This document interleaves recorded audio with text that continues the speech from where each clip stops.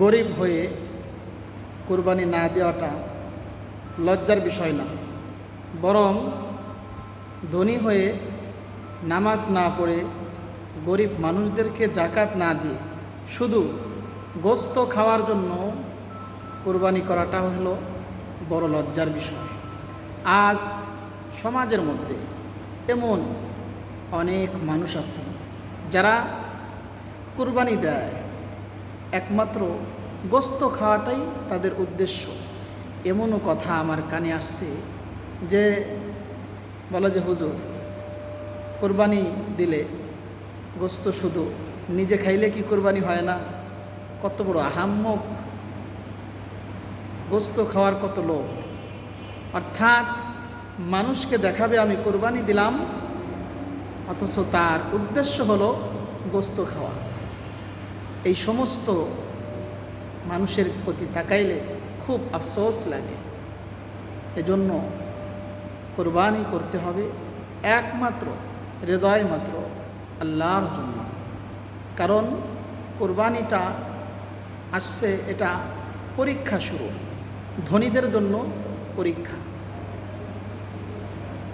হযরতে ইব্রাহিম আলাইহিস সালাতু ওয়াস সালামকে তার সন্তান দিয়ে আল্লাহ তাআলা পরীক্ষা নিয়েছিল। এত কঠিন পরীক্ষা। হযরতে ইব্রাহিম আলাইহিস সালাতু ওয়াস সালাম স্বপ্নে দেখলেন তার সন্তানকে জবাই করতেছে।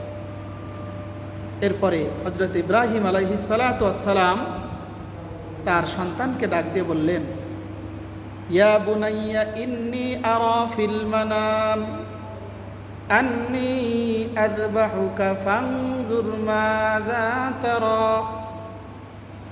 قال يا أبت افعل ما تؤمر ستجدني إن شاء الله من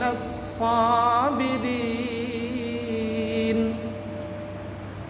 হযরত ইব্রাহিম আলাইহিস সালাম তার সন্তানকে বললেন, হে আমার সন্তান, ইয়া বুনাইয়া ইন্নী আরা ফিল মানাম, আমি স্বপ্নে দেখলাম হে সন্তান তোমাকে জবাই করতেছি, তোমার মতামত কি? আপনারা কি বলে? হযরতে ইসমাঈল আলাইহিস সালাম এই কথা শুই না দৌড়ে পালাইছিল। কি বলেন আপনার? এটা করা যাবে না, আমি জবাই হব না, এটা বলে কি দৌড়েই পালাইছিল? না, বাপকে বেটা, সিপাহীকে ঘোড়া, কুছ নেহি থোড়া থোড়া। যেমন পিতা তেমন সন্তান। সন্তানে বলে, ইয়া আবাতি ফাল মা তুমার, হে আমার পিতা আপনি নিশ্চিত থাকুন, আমাকে আপনি ধৈর্যশীল অবস্থায় হবেন। সুবহানাল্লাহ। এখানে আল্লাহ তাআলা কুরবানিটা মূল উদ্দেশ্য ছিল না, মূল উদ্দেশ্য ছিল আল্লাহ তাআলার পরীক্ষা। এজন্য আমরা যারা ধনীরা আছি মনে করি কুরবানি দিব আর গোস্ত খাবো, এটা বড় লজ্জার বিষয়। আল্লাহ পাক আমাদের সকলকে সঠিক বুঝ দান করুক। আমিন।